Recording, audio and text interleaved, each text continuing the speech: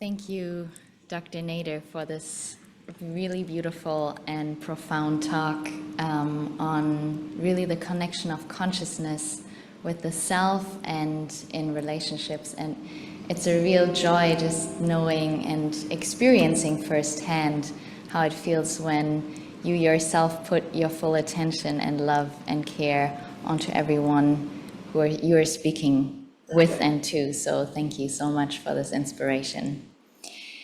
Now we'll dive into an interactive session on hacks for happy relationships and an introduction to the Super Relationship Program with Dr. Vicky Broom and Miriam Lodge. And of course, Dr. Nader will join for a live Q&A session that will follow this next part of the session. So first of all, let me introduce you to Dr. Vicky Broom, who is joining us today online. Dr. Vicky Broom has a doctorate and master's degree and is trained both in Western and consciousness-based psychology. She focused on relationships very early on in her career, writing her thesis on marriage relationships. This is published in the scientific research on the Transcendental Meditation in TM City program, Collected Papers, Volume 7. She has also recently co-written the chapter on qualities of the physician and the doctor-patient relationship in Ayurveda in the textbook Principles and Practice of Integrative Ayurveda with Dr. Robert Schneider, MD, that is due to be published by Oxford University Press soon.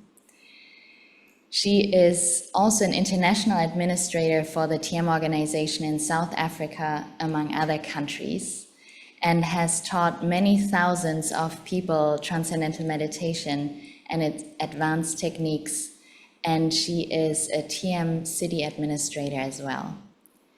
She's also the co-director of Thinking Skills Training, a training company which has delivered international management workshops over many decades.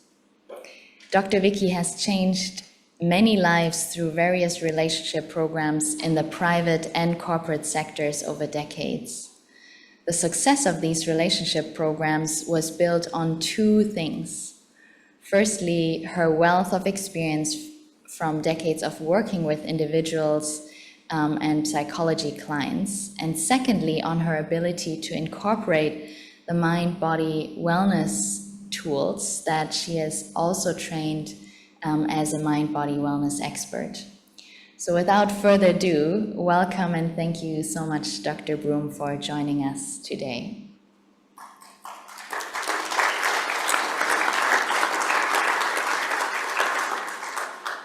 Thank you so much, Anna Mareka, and welcome to everybody for the Super Relationships talk. It's so great to be here with you all today.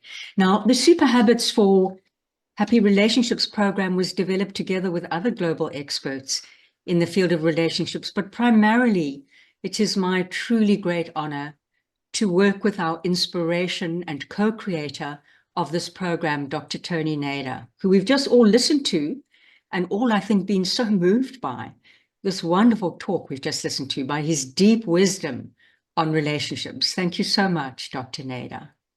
And as we know by now, Dr. Tony Nader is the global leader of the Transcendental Meditation Program. He has already been beautifully introduced. But apart from being a great, really great inspirational leader, enlightened leader, he's an amazing person. And when you watch him interact with people, he's a real example of someone who just lives super relationships constantly. Now, if you want to really know yourself, I really recommend his new book, Consciousness is All There Is. And just before we go into the Super Relationships course, I also just wanted to say how excited my husband, Dr. Richard Broom, and I are about Dr. Nader's new direction for the TM organization. Now, Maharishi has always said it doesn't matter why people learn TM. And from my experience of teaching TM to more than 13,000 people, so I really know why people sign up for TM. You know, the way in which Dr. Nader is focusing the organization to be the market leader in the consciousness market, you know, helping people with whatever they need, while not changing anything for people who just want to learn TM. It's just brilliant. So it's the start of a wonderful new phase where we'll be able to help a lot more people and also help our existing meditators in a more profound way. Okay, now many people consider relationships to be, if not the most essential vehicle for growth, at least the top maybe 2 or 3. And of course, I'm going to be talking about all kinds of relationships, you know, friends, work colleague, family, romantic relationships, all kinds of relationships we're talking about. Because when our relationships are difficult, it consumes us. It can affect our health. It can affect our ability to grow. So fulfilling relationships are a really important foundation for a happy life and also part of our growth to enlightenment. Now, to make today useful and practical as much as possible, we're going to start with a self-reflection exercise. So you can put it in the chat if you want, or if you wanted to keep it more private, you can write it on a piece of paper. And those of you sitting there at Meru, maybe put it in your phone, but do it, okay? First of all, are there any relationships that you would like to improve? And what would you like to improve about them? So take a moment, put that down. Are there any relationships you'd like to improve? What would you like to improve? Think about the impact. What impact would this have on your life if this relationship was improved? You can put it in the chat box if you want to.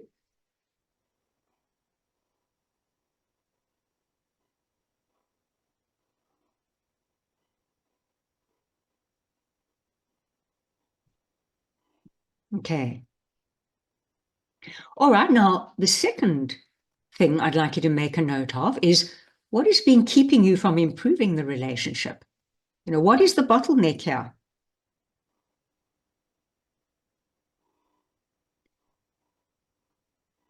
Thank you for those of you who are putting it into the chat box. Thank you. It takes courage, but it helps to make the relationship, make the workshop more relevant. Thank you. People are talking about relationships at work, or in fact, with parents, immediate family. Thank you. Thank you for sharing that.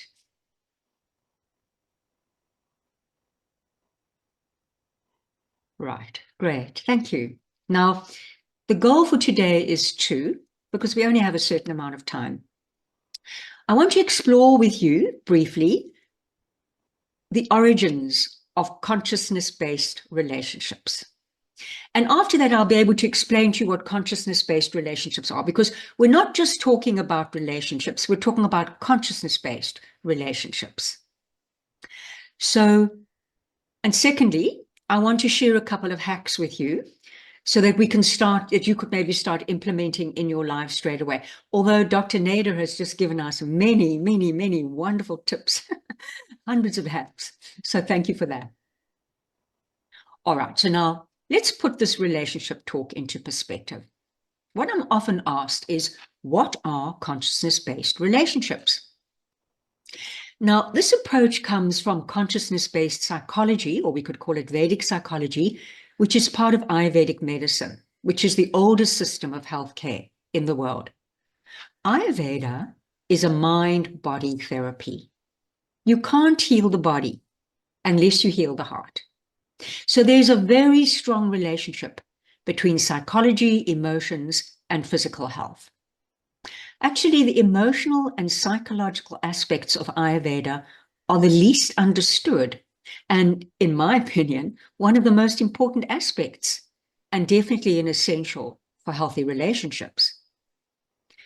Most people look to modern psychology to solve their relationship problems. Modern psychology primarily maintains a dichotomy between mind and body. Consciousness-based psychology maintains that consciousness is the basis of mind and body. We can say a little bit more about that in a moment. Now, in Dr. Nader's new book, Consciousness is All That There Is, it's sort of like a textbook for the subject. And in it, he describes how the nature of consciousness is bliss. Now, if we want to experience bliss in our lives and in our relationships, which we all do, We need to be connected to it. The bliss inside ourselves is healing in itself. Consciousness-based relationships actually responding to today's need for a more spiritual and holistic type of relationship therapy. As world consciousness has been rising, there's a much greater awareness of our human potential, not just for experiencing normal adaptive states and normal adaptive behavior, but for more mystical experiences, experiences of the higher self, for a more spiritual perspective on human growth and relationships. What are enlightened relationships? So today, when people go and see a helping professional, they want answers to these questions. They want to explore these kinds of things. And by the way, consciousness-based or Vedic psychology wasn't the only thing that came out or emerged out of this rising world consciousness, because the whole of transpersonal psychology also responded to the need for a more spiritual psychology. But I think that the main thing that Vedic psychology or consciousness-based psychology has really added is an understanding that the mind is hierarchically structured from concrete to abstract. This is also a common understanding in Western psychology. The mind has conscious, subconscious, unconscious. However, what consciousness-based psychology uniquely adds is the understanding of a more subtle level than the unconscious mind, the level of pure consciousness. It's a really crucial contribution to the whole field of psychology and to the whole field of consciousness-based relationships. People need to know they are the whole ocean and not just the wave on the surface of it. Now, Maharishi Mahesh Yogi, the most recent of the really great Vedic seers, added a theory of consciousness that also describes 3 higher states of consciousness, based on this purely transcendental, non-conceptual mode of experience or pure consciousness, which he describes so clearly when he describes his 7 states of consciousness. It took a fully enlightened seer like him to clarify this, because he could describe so clearly the experience of these 7 states of consciousness, which is our human potential. It's our birthright. But you can't even think about that unless you have access to pure consciousness and you stabilize that regularly and start to live it. So as we access pure consciousness, it has a really important impact on our personal relationships. Now let's take relationships or relationship wellness as being on a continuum. So I'm putting my arms out here. Let's say on the one end, right at the one end, you have pathological, neurotic, toxic relationships, okay? And then in the middle, we reach a point where the relationship is considered adaptive. People can maintain a relationship. They're not a risk to themselves. They're not a risk to other people. Now, very often that's just considered sufficient. But we don't want to just go to that middle point where our relationships are just adaptive. We want to take our relationship right to the other end of the continuum, to the point where they actually become a mechanism for both parties to be the best versions of themselves and to facilitate self-actualization for both. Now, let's look at a few of the hacks that we've chosen that can help improve your relationships and hopefully can be useful straight away. But as a high-level principle, underlying all the hacks, we want to share the idea that you aim to not let people pull you into their storm, but instead, we want to pull them into our peace. Okay, so here we have our 4 hacks. The first one is relationships start with the self. Let's look at some of the qualities of people who really do have good relationships. Look for the face behind the face, and forgiveness as a major relationship strategy. Okay, and this leads beautifully into our first hack. Hack 1, relationships start with the self. Now, the word for good health in Ayurveda is shvasta, and it's translated to mean established in the self. In today's terminology, anchored in the self. You can't run away from your relationships. Okay, the first relationship is always going to be with the self, as Dr. Tony Nader said. You have to be in a good relationship with yourself because let's say you can't run away from it. And, you know, it was Confucius, the Chinese philosopher, who said, wherever you go, there you are. So you take yourself with you, and you can only be to others as you are to yourself. We don't see things as they are. We see them as we are. You will earn the respect of all people if you earn the respect of yourself. Every relationship is a relationship with myself. And every relationship is showing me who I am. Okay, so as Dr. Nader said, do I know who I am? Do I know I am the ocean? Do I know that you are the ocean? Now, here's another very important thing. All circumstances are the portal to the self and the doorway to good relationships. So wherever you start from, because we're listening from a lot of different places, there are about 700 or more, if you take probably about 800 or 900 people listening to this. All circumstances are going to be that opening to good relationships. So when you work on relationships, you start from where you are. You know, there's a lovely story that illustrates this. There's the story of 10 men who are swimming across the Ganges. And as they were swimming, the current becomes very high. So when they reached the other side, they decided to check if all the men had made it. And they all started to count. And whoever counted only came up with 9. And they were beginning to grieve and prepare for the funeral when they realized that whoever was counting was forgetting to count themselves. So the moral of the story is that if we forget ourselves, we will suffer. And of course, consequently, our relationships will suffer.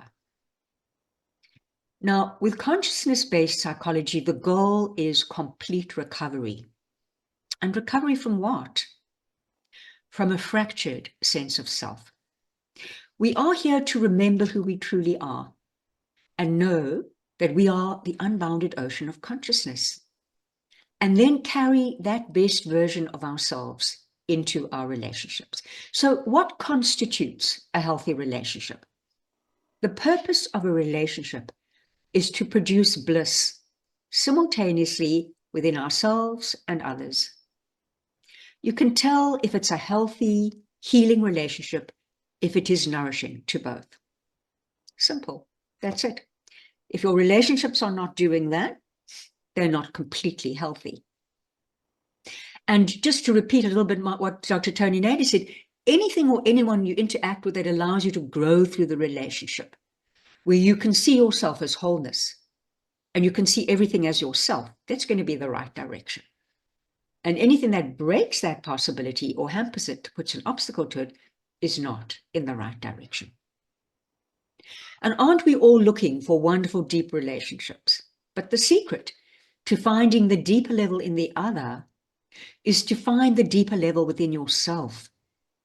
Without finding it in yourself, you can't even see it in the other. So why do we form relationships in the first place? When 2 people make a relationship, the whole is more than the sum of the parts. So it becomes a major mechanism for growth and enlightenment. Relationships really can be the source of heaven or hell. The thing is, if it's a toxic relation, usually there's no need even to cut people off. We can just grow, and usually they will fall off. And that was one of the reasons why we felt that a consciousness-based relationships course was so important. And we'll discuss more about it just now, but we'll give you really valuable tools for this type of growth. You know, there are a lot of people listening to this talk today who have a lot of advanced Vedic knowledge, but that is something completely different than having the skills and the tools to translate it into actual practical, healthy, happy, and nurturing relationships. And that's why we felt that it was so important to have a course. So here we are. Relationships start with the self. You have to remember you are not a drop in the ocean. You are the entire ocean in a drop. Now let's do another self-reflection exercise. Are you willing to remember who you are? I'm not sure if you've thought about it this way. Are you willing to remember who you are? Think of a situation in a relationship where you did not act from the best version of yourself. Maybe at that time you forgot that you were the knower, the unbounded ocean of consciousness. Now, what difference would it make to this relationship if you did this now? If you started to remember who you were and started to act from the best version of yourself, you can continue to put things on your paper, in your chat box. And those of you sitting in Mary, you're not getting away with it. Put in your phones or do something. Okay. All right, let's go into hack 2. Let's look at some of the qualities of people who have good relationships. We'll look at 2. We've only got time for 2. So the first one is relinquish the need for approval. There is the greatest freedom in that. Your value doesn't decrease based on someone's inability to see your worth. Let's remember, based on what Dr. Tony Nader was saying, is that every relationship has a knower, it's you, a process of knowing, how am I connecting with others, and a known, the other person. That's true when you look from your perspective. You are the knower. The other person is the known. But don't forget there are 2 knowers in this relationship. Because when the other person is looking at you, they're the knower. And you are the known. And they can only see you through their glasses. They can only see you who they are. So don't worry about what people think of you. It actually says nothing about you. It says everything about them. Now, if you want to know about you, then look at what you think about them. Okay, how much good you can see in them. That'll tell us about you. It's a nice quote from Goethe. He says, "A man sees in the world what he carries in his heart." Now, there is a term in Vedic knowledge called object referral versus self-referral. You know, society is so full of isms and little boxes, happy to pigeonhole people into racism, homophobism, ageism, sexism, feminism. Don't value and define yourself by outside cues, because that is called object referral. Define yourself from inside out, from inside cues. That is self-referral, because it matters only that you're good with yourself. You can never please all the people all the time. And Maharishi said, we don't want to know who feels bad about us, because that might shadow our feelings for them. Our feelings should be on a high level. If his level is low, that's his responsibility. Now let's look at the second quality of people who have good relationships. Shed the burden of judgment. It's kind of similar to the first one, but it's from the opposite perspective. It's to shed the burden. Non-judging people have better relationships. You know, Nikola Tesla famously said, when you understand that every opinion is a vision loaded with personal history, you'll begin to understand that all judgment is a confession. That's quite a leveling thought. Your judgments are about you.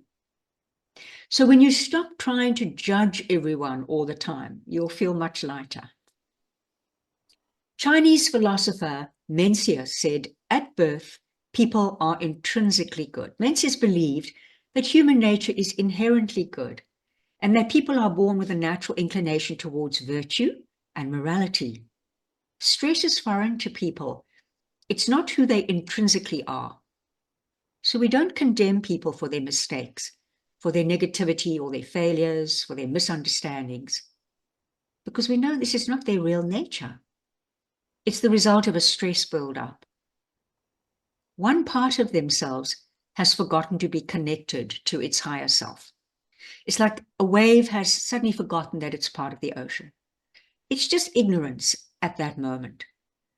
So we need to show compassion towards that.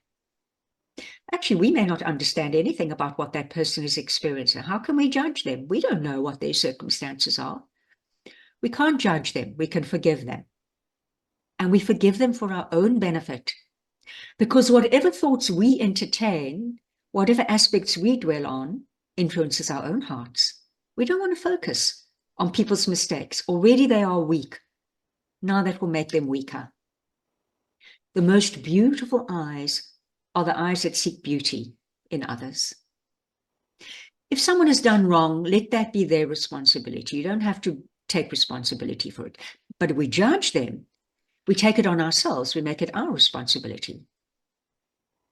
So we're going to try and understand people from their perspective, not from our own. It's what Dr. Tony Nader also said. It's like standing in the other man's moccasins. Try to understand why they're doing what they're doing. And maybe it is something beyond their control. But another thing, very valuable point, is you can see what you can learn from their off behavior. You may really not like what you see. Learn from it. Okay. Another famous quote from Mahatma Gandhi: the weak can never forgive. Forgiveness is the attribute of the strong. And finally, one other Chinese proverb: they who pursue revenge should dig 2 graves. All right, let's go to our third reflection exercise. Think for a moment, where are you suffering? Take a minute, where are you suffering for the need to have approval? You know, is this really making a problem for you? And where are you judging? And consequently, you're spoiling your relationships because of that.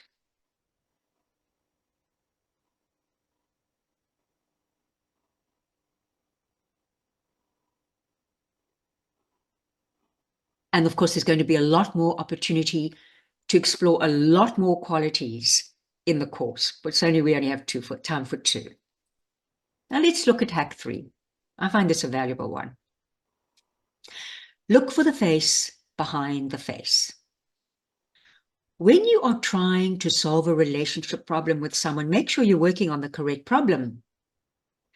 Sometimes people present you with an unhappiness which is actually not the real reason they are unhappy.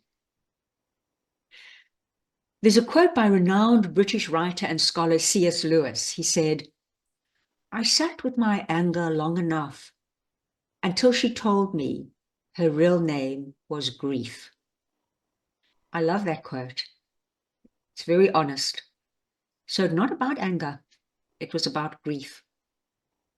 Let's say, for example, just one day, a very brief example, you're on your way to work, you're late for a meeting, it's important to get there on time, and as you pull into the driving lot, you notice there's an empty parking lot where you don't usually park, and you think, oh, I'll get there quicker. So you just put your car there, quickly rush up to the meeting, and you're on time. Then your colleague comes in a little late. At the end of the meeting, which you think went well, your colleague is very down in the mouth. And you think it's about the meeting. So you try to engage with your colleague, but they won't warm up towards you. Turns out that really what happened is you parked in their usual parking spot. And as a result of that, they came late and didn't look good at the meeting. So no amount of talking about the meeting, etc., is going to mend that until you actually apologize, to that person. So the clue here is more sensitive perception, to be a true knower. With more sensitive perception, there could be a face behind the face which you have missed up to now when you're trying to sort out your relationships. Find it, and your relationship situations could be remedied quickly. By the way, I also have had people say, I know there's a face behind the face, but I'm too scared to find it. I'm too scared to find it. Okay? And so that's also a reason we have a course. Because when you are armed with a whole armatorium of communication skills, you're not scared of dealing with these things. So one tip is, when you're looking for the face behind the face, the emotional level is always more powerful than the rational level. Always look, what are people feeling? Not just what are they saying. People are always going to make their decisions based on the emotional level. Afterwards, they justify them on the rational level. And as Dr. Nader said, heart comes before the head. Okay, let's do one more self-reflection exercise. Doing these reflection exercises help you get more out of this talk. Think about it for a moment. Is there a face behind the face that you are missing in the relationship you mentioned in the beginning that you were trying to solve? Or are you trying to avoid it?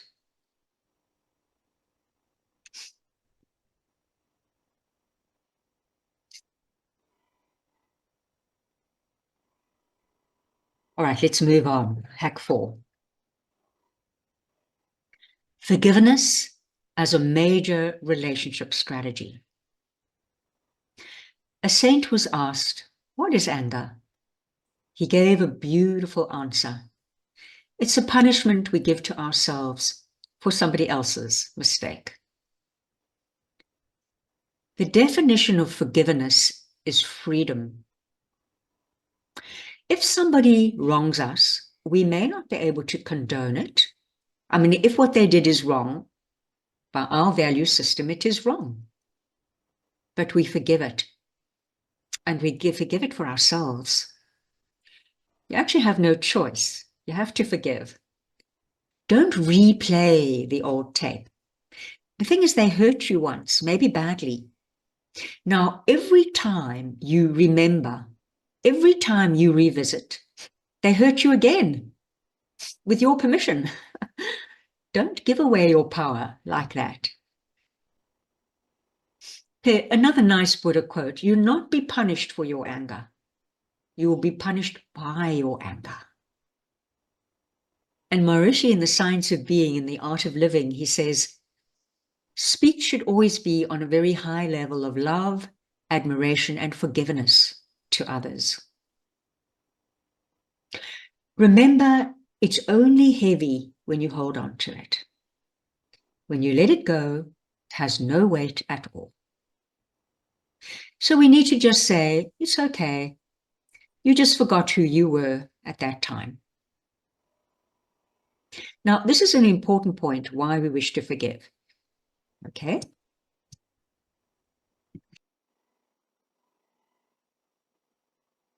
In consciousness-based psychology, there's an understanding that all our emotions are directed to ourselves.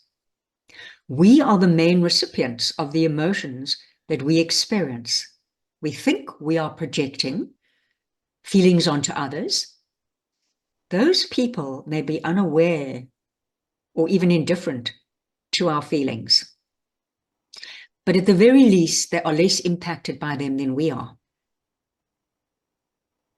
Throughout time, people have always wondered, what is the relationship between the mind and the body?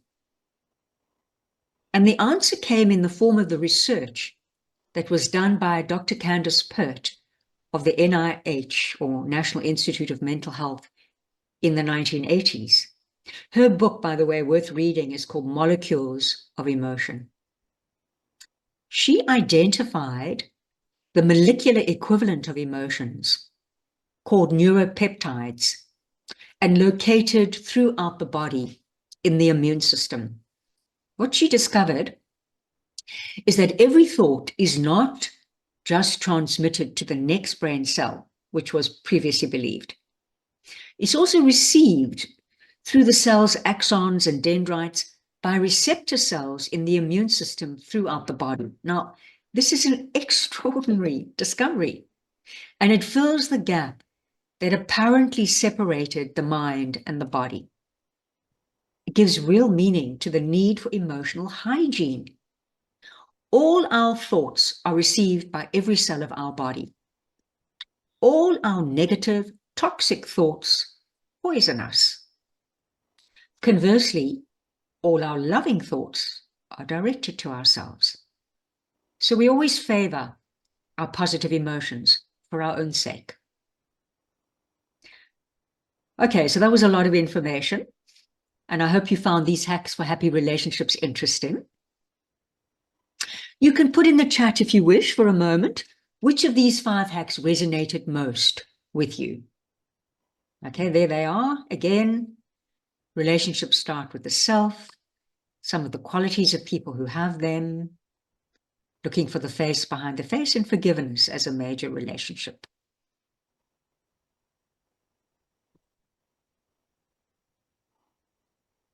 Okay, so some of them are coming, they're different. Some are 1, some are 3, quite a lot for 1, 3 and 4.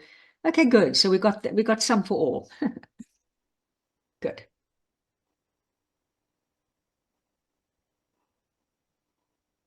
Now, thank you all for sharing. Thank you. Also, your lovely remarks. Thank you. Okay, so let's carry on.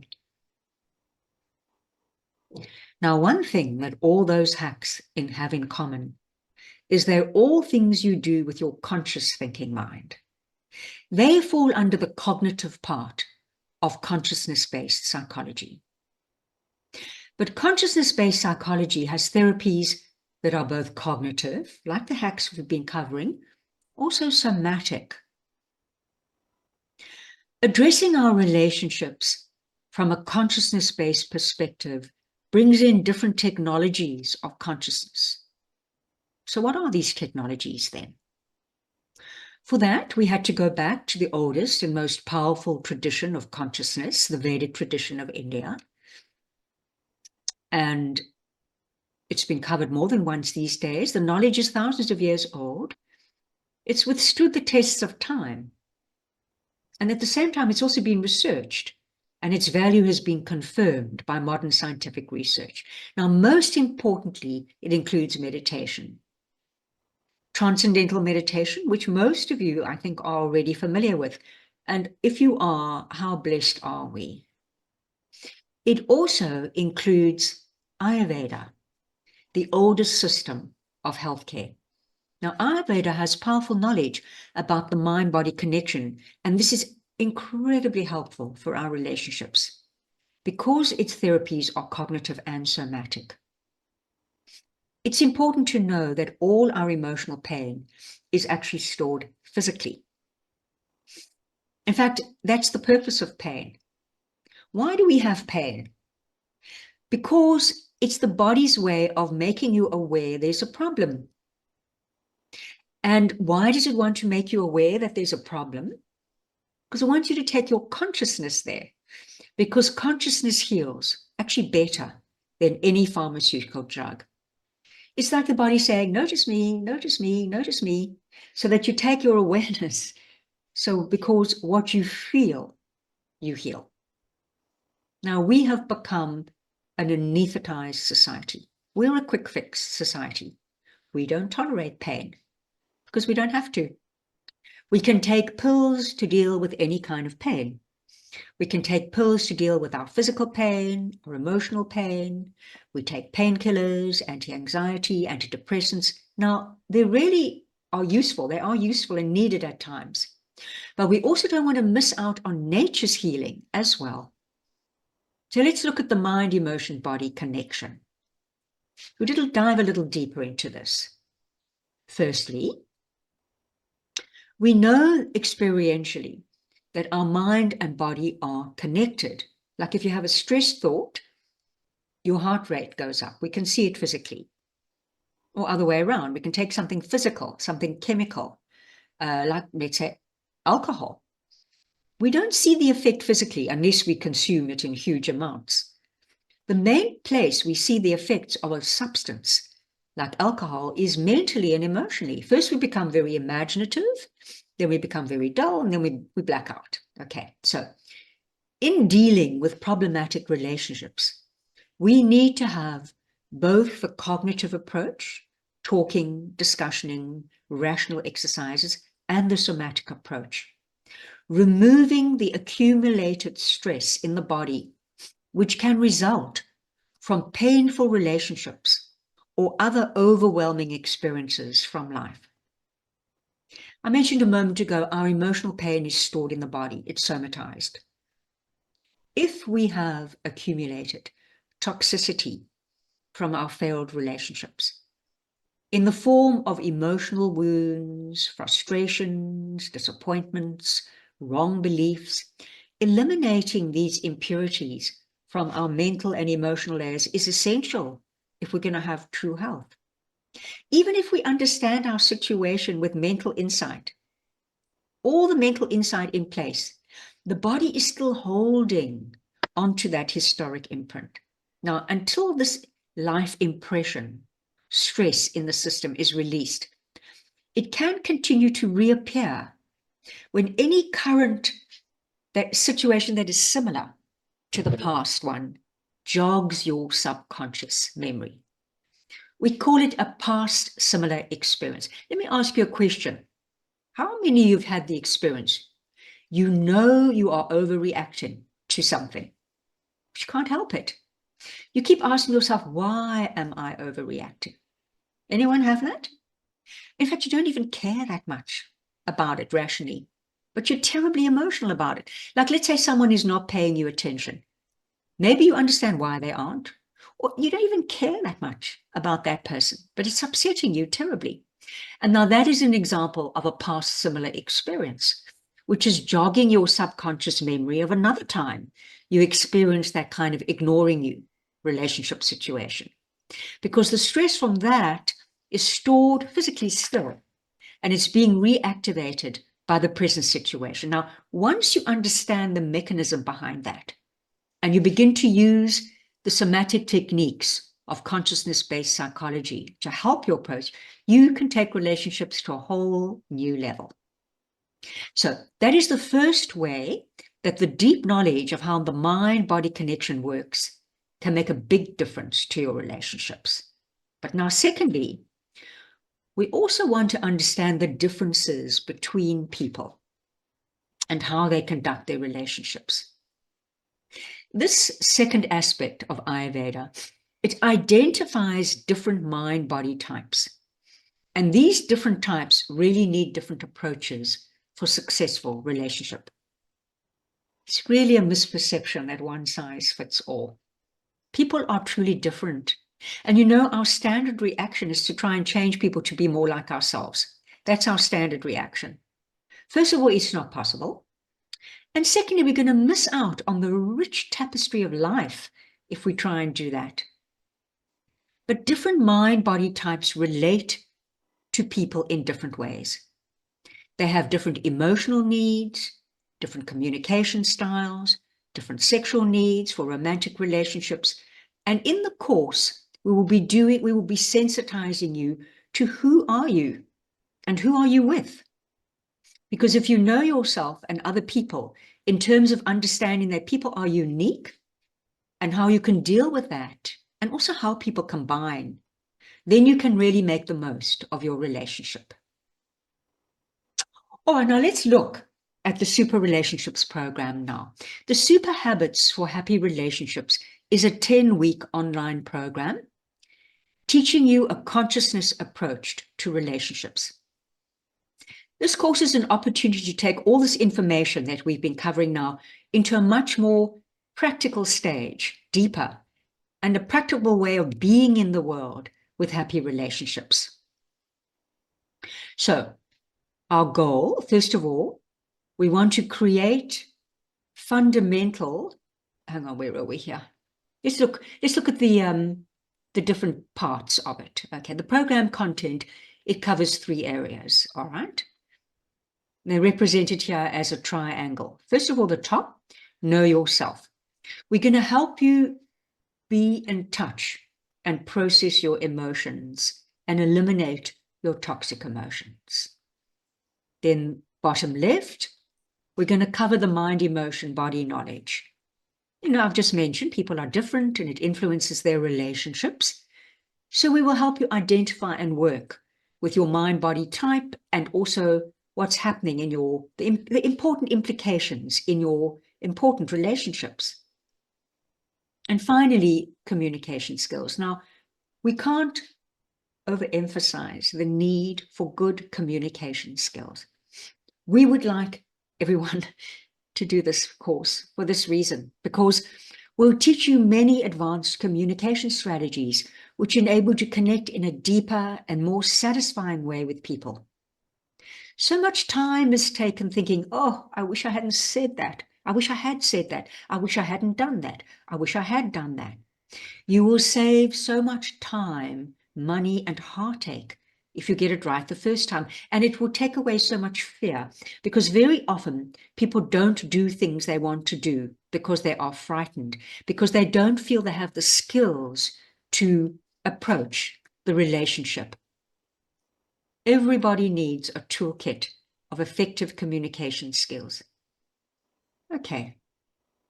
So all these 3 areas will include theoretical knowledge, practical techniques and exercises we're going to be learning in breakout groups, through many self-reflection exercises so we can go deeply into all this and what it means for your relationship.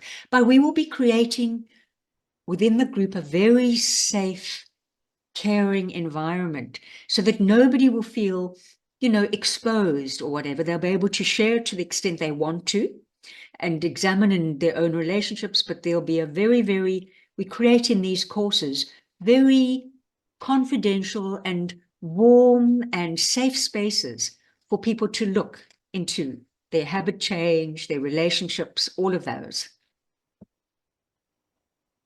Now, my experience over many years as a psychologist, there is such a huge difference in working with people who are consciousness-based in their approach to relationships and those who are not.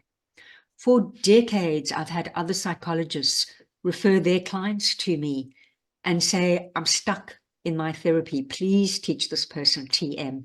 And as soon as they've learned meditation, they're off again. And of course, the therapy can end much more quickly.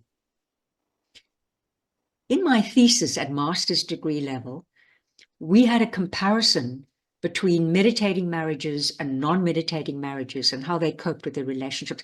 Actually, we used an inventory from the Catholic Church called Prepare, because the Catholics won't divorce people. So they're also not going to marry them unless they feel there's quite a lot of compatibility there. And what the research showed was that the meditating couples who were practicing TM did significantly better than the control group who were not meditating. So a consciousness-based approach to relationships helps so much.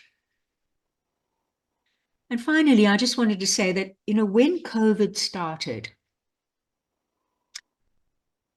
the goal of the relationships program, let me go back there because I haven't, is first of all to create fundamental transformation in one or two selected relationships in 10 weeks, but to provide you with this toolkit that you can then take into relationships in the future, and also to help you to create super friends. When COVID started, there were millions of people living in the deepest fear. People were losing very precious loved ones, or they were separated from loved ones due to lockdown. Or the opposite, they were confined into really small spaces on top of each other for months on end, and COVID impacted relationships so much. And there is so much knowledge in the Vedas and also from the great Vedic teachers, and especially great teachers like Maharishi, on how to deal with our emotional pain and good relationships, that I put together some online programs at that time so that, especially with the meditators that could benefit from it. And I've had the joy of taking, by now, literally hundreds of people through these kinds of relationship courses and techniques over the years, and the results have been very rewarding for me to watch. Here are just a few short testimonials from a couple of clients on previous relationship courses. First, there's one by a psychologist, Tembekile Mansani. Every time I come into the sessions, I'm reminded why I wanted to be here in the first place, like it's new beginnings. I'm so excited by the techniques and exercises. I feel like God answered all my prayers and all my questions in 1.5 hours today. And at the end of the course, I will start with the material all over again, even for myself, never mind as a therapist to my clients. And then we had Nashita saying the course helped me improve my relationships, the way I communicated with loved ones, people in general. Then there was CEO Alison. Since the course, I began to understand the purpose of a relationship is to produce bliss in both parties. And finally, I had a couple who attended the course a few times. My wife and I recently attended this course for a second time. Vicky weaves a beautiful, intricate tapestry of ancient wisdom with modern emotional well-being. Sharing her immense depth of knowledge and boundless empathy brought fields of joy to us in personal understanding and the intricacies of interpersonal relationship. And those kind of testimonials has been the greatest reward of doing these kinds of relationship courses. People are immeasurably moved and changed by them. A course on super relationship is very helpful because 85% of people still have a difficult time making change in their lives without help from like a group support. And I'm going to use that beautiful Rumi quote that Miriam used again yesterday. Whoever travels without a guide needs 200 years for a 2-day journey. Okay, so thank you, and let me hand over to Miriam now.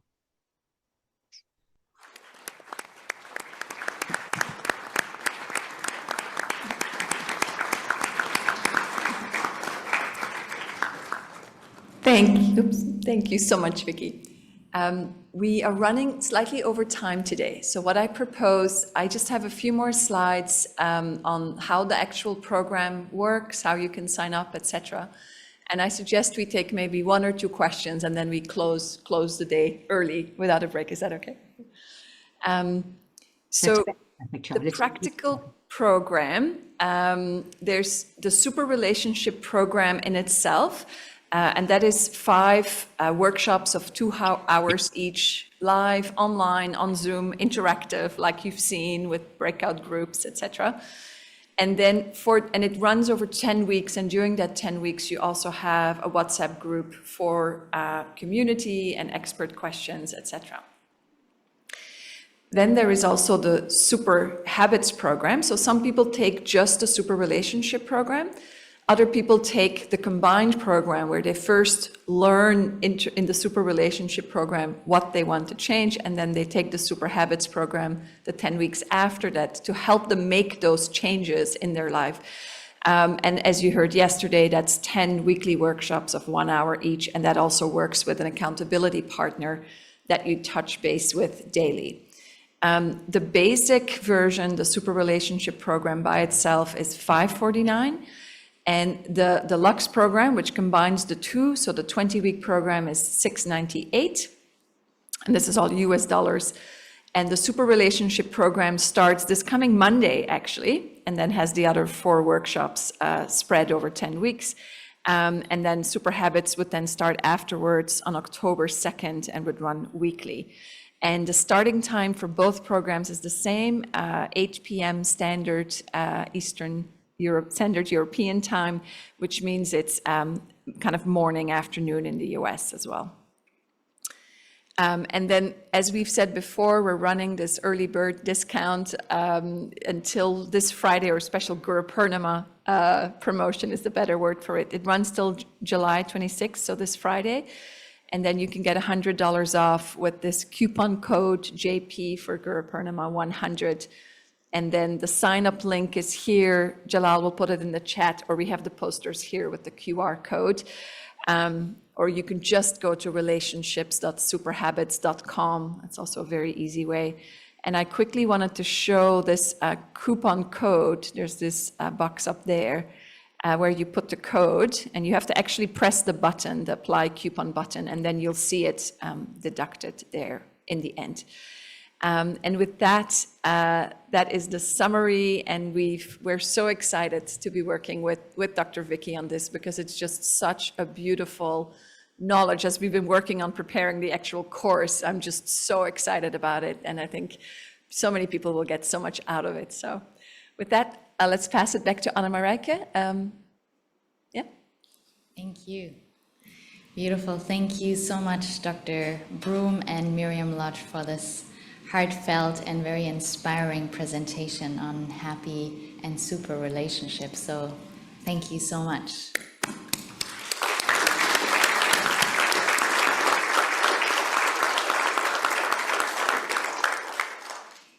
Now, since, we're diving right through in this afternoon, and I think we really enjoyed diving deeper and giving you really a taste of what it feels like to engage with the material of relationships in the context of consciousness and really unpacking it from the level of consciousness. So with that, I'd like to invite Dr. Nader to add any comments and inspirational points. And then, as we said, we'll take just a few questions. So if you have a burning question, please put them in the Q&A window online. And if anyone here with us would like to pass forward a question, just write them up and pass them to the front. So over to you, Dr. Nader.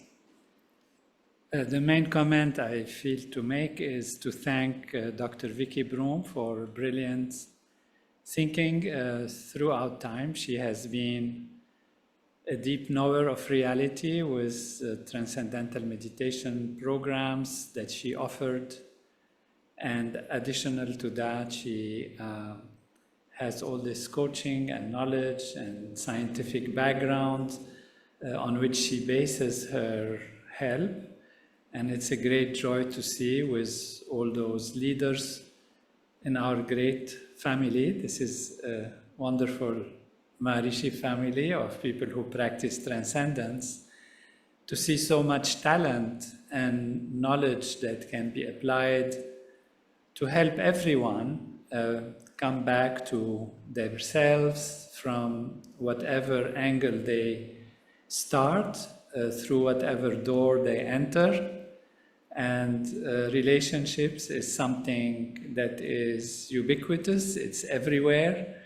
As we have thought and discussed, everything that we do is a relationship. Every experience that we have is a relationship between us and the environment, the music we hear, the people we encounter, even the objects.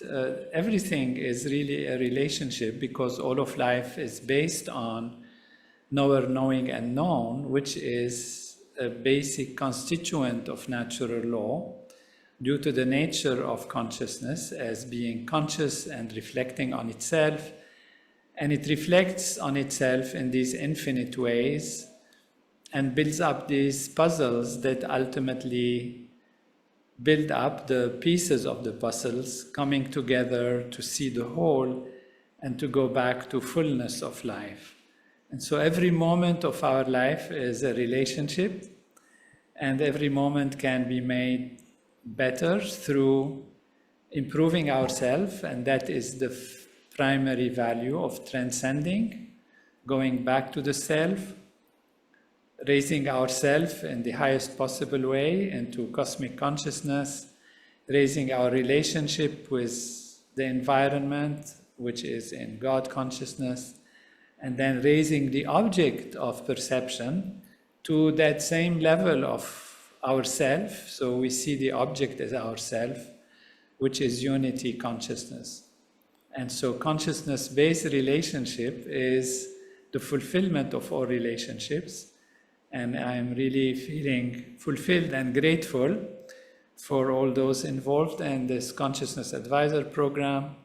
And in this particular case, Dr. Vicky Broom and Miriam and Damien and everyone contributing to structure the course and make it available.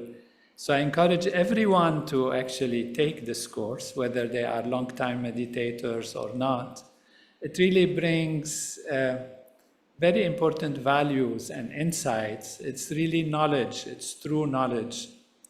And we will be hearing later from Dr. Chris and Ann Crowell about how the teaching, the supreme teaching in the knowledge of the Bhagavad Gita, how the Krishna value, which means the value of wholeness, guides individuals, in this case a particular very highly awake and alert individual, to have the best relationship and the best means of acquiring knowledge and action and behavior. So there is profound knowledge from ancient tradition, and thanks to those great leaders and experts, it's being put in simple terms in the language of time. As Miriam said at the beginning, it's really speaking a language. You know, you go to France, you speak French, go to Japan, you speak Japanese, to China, Chinese. And of course, most people are now speaking English everywhere.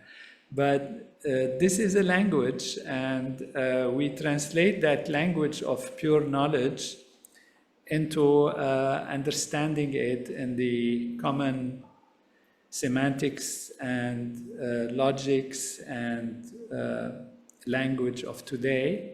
And that's what it really is. And the wisdom is eternal, and life always evolves in greater and greater steps of fulfillment as Maharshi says, the meaning of life is the expansion of happiness.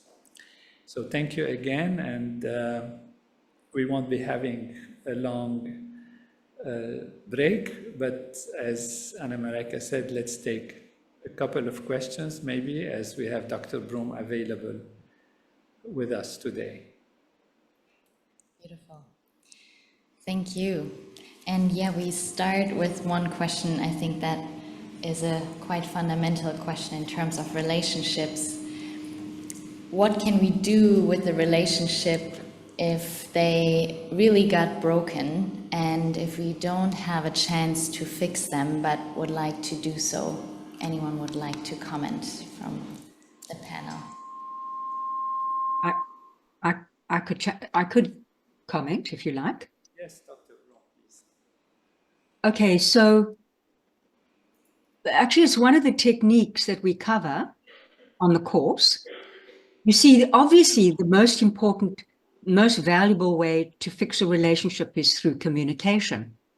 But if you do not have access to communication, which is, as I'm understanding, that the person, you can't access the person. So we teach a thing called the talk table. You know, if you pull one leg, the whole table will come along. So talk stands for talk and communicate. And A stands for avoid. In a situation, if you're trying to fix it, don't be negative or gossiping and so on, because if you do fix it, it'll come back and haunt you later. But normally what we would try to do is keep contact with that person and do things together. Do things that have some commonality, the sort of what we call Me Too things, you know, things where we are at Guru Purnima together or something. But if you can't, it sounds to me like you can't either talk or you can't even do things with that person. You can love them.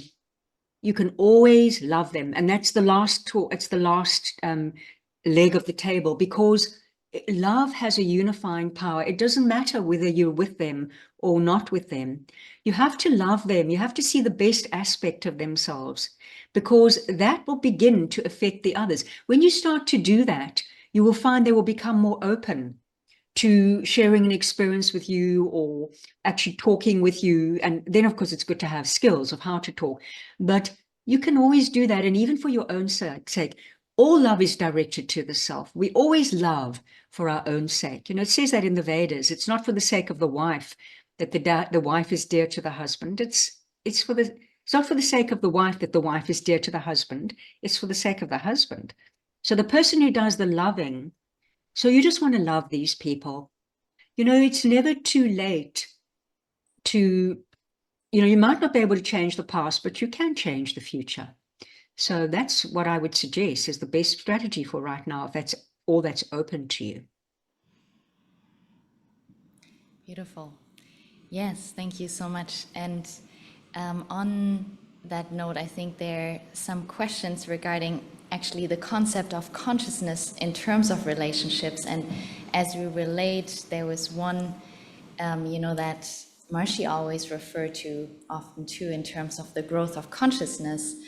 When we grow in unity consciousness, the whole is more than the sum of the parts. Now, in the relationship context, how do we understand what is the more? What is, Dr. Nader, you want to cover that? Again, yes. So it's like you have a puzzle, and every piece of the puzzle is a part. And when you put 2 parts together, 3 parts together, 4 parts together, it's not just the sum of parts, you get a picture. And the picture is more than the sum of just adding separately the parts. So there is a relationship between the parts, and that relationship is an additional value to the individual parts being simply summed up. So that is again brings us back to relationship, which is the building blocks of life, add new dimensions of understanding, and that if you see something and you say it's beautiful, you see something and you say it is enjoyable, you see something and you say it's inspiring, you see something and you say something else. And then you put all of this together and you have something more, an experience of wholeness, an experience of being that cannot be only defined by the specific ingredients or constituents of the individual parts that constitute the whole. You know, in a machine, for example, there are different things that do different parts. One is, you know, maybe mechanical rotation, the other is have a hydraulic something or whatever, the one is heating, the one is cooling, the one is... So these are parts, but they create, for example, an airplane, or they create a car. And an airplane is more than the sum of just individual electrical and mechanical things, and an airplane can fly. And so in relationships, it's also like that, that as you add up components and clarity of parts and exposure to different parts, you become more than just the sum of the parts.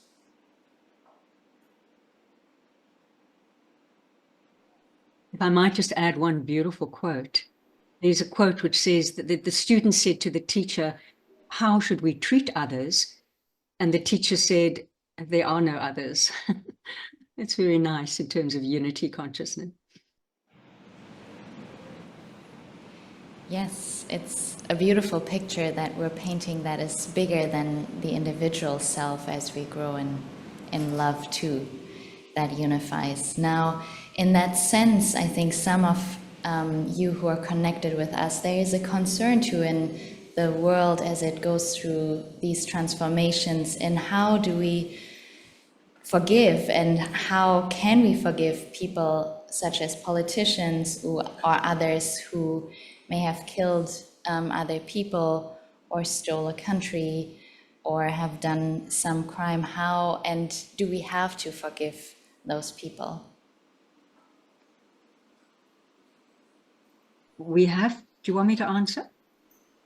We have to forgive them for our sake.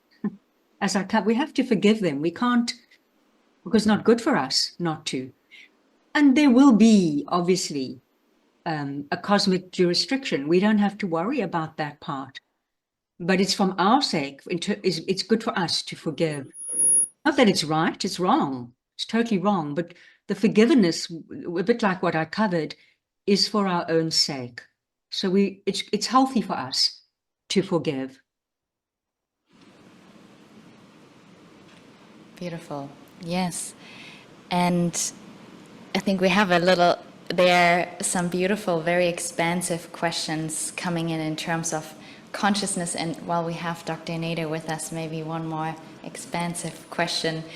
Does the absolute consciousness still expand, or does it already know everything there is and that can be and will be? And how does that relate to relationships as we connect with others? The absolute consciousness is all that there is. So we are that, everything is that, every relationship is that.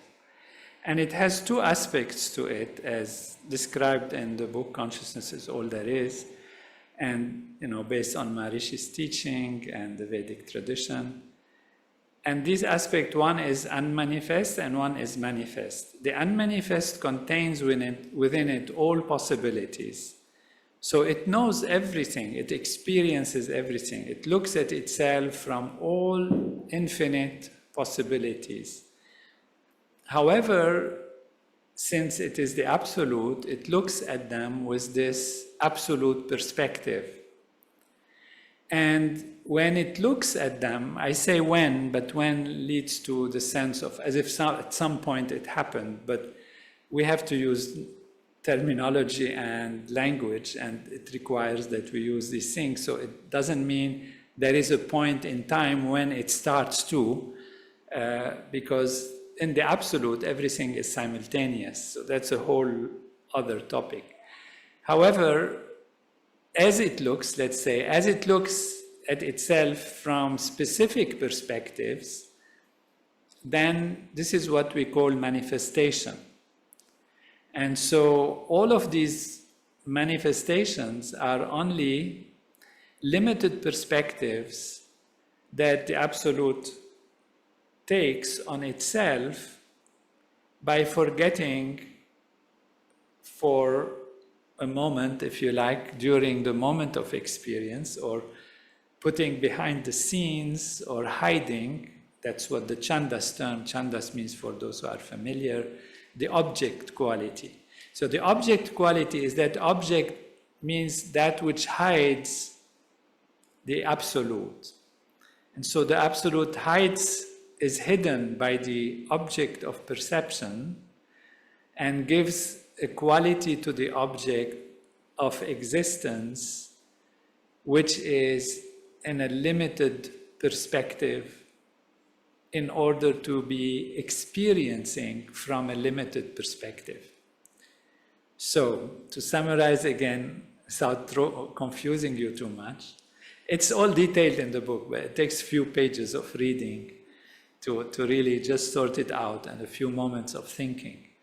Basically, to say the nature of life, the nature of being, the nature of the Absolute is consciousness, which means to be conscious, and to be conscious in all possible ways, in infinite ways and in limited ways.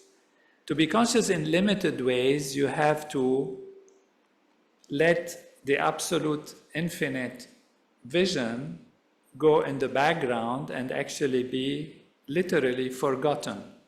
Otherwise, it wouldn't be fair to say that you are actually seeing from a truly limited way. Again, the nature of the Absolute is to experience from all possible ways.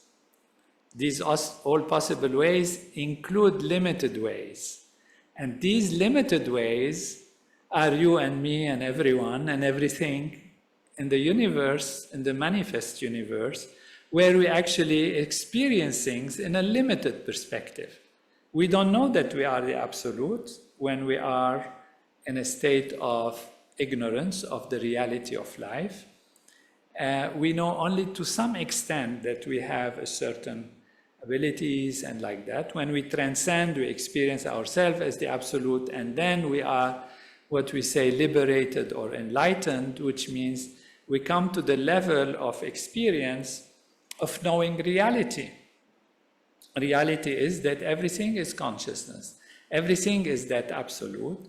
And however, throughout life, we have different relationships, different exposures to different other, if you like, loci of consciousness or individual ways of existing in consciousness. And we perceive them as object and separate from the Absolute. We perceive ourselves as separate. As we grow in experience and gain more knowledge and build more the whole picture of reality, we come to realize that we are the Absolute and everything is the Absolute.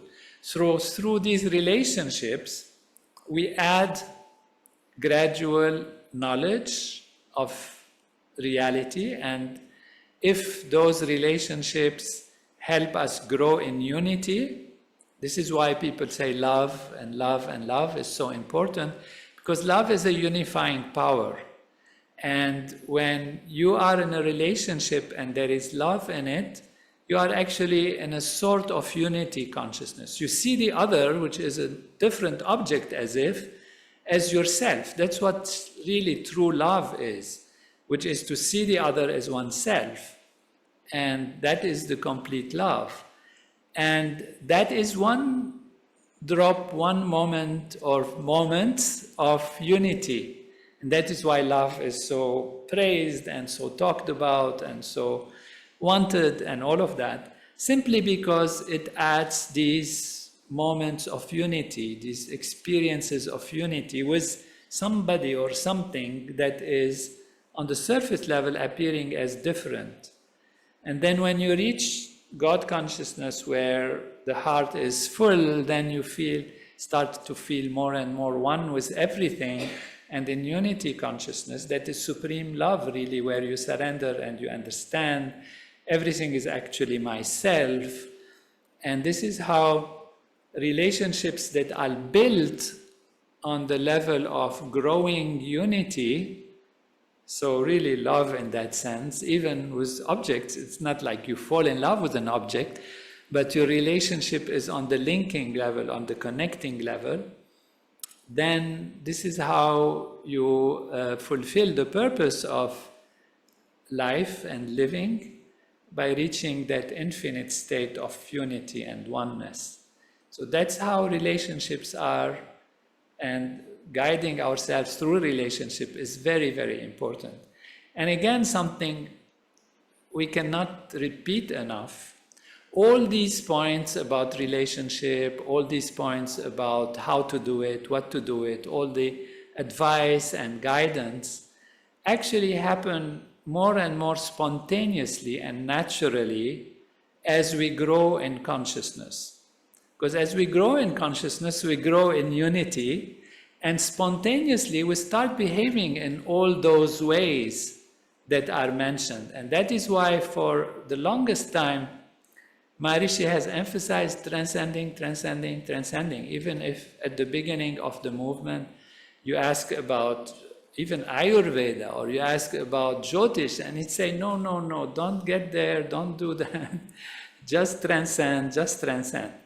And then he felt, well, now that the transcendence principle is well established, we have to help people even during their daily activity and give them the proper diet, the proper routine, the proper connection with the environment, near environment, far environment, and continuing in knowledge and experience. And that is why we are doing all of this purpose, relationship, habits, and all of that, so that there is a support for that process, even during daily activity. And again, you know, if everybody transcends and gets into that level, all these other things will spontaneously and naturally happen. That's why our programs are never fully effective until people actually practice transcendental meditation truly. But again, I'm repeating what we've said, and we continue to say all along, these are different doors, different ways to enter into the transcendence, even for those who are not ready. But for those who are practicing also transcendental meditation, it would be very nice during the day to have some ideas, some thoughts, some hints, some hacks, as they like to call them, so that the activity is fulfilling and conducive to better relationship, better habits, etc.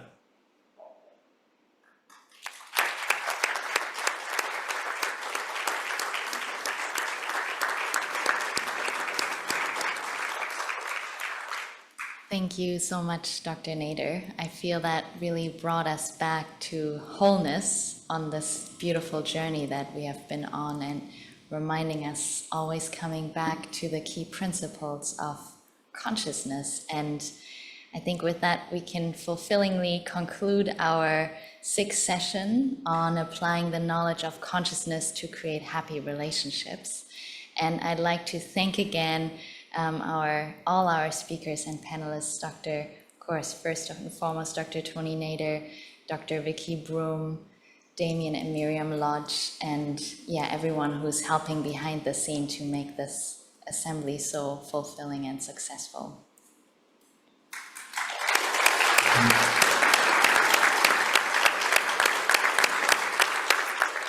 Now, our next session, we will dive right into actually some further exciting projects around the world, including new and exciting research projects and initiatives from the David Lynch Foundation.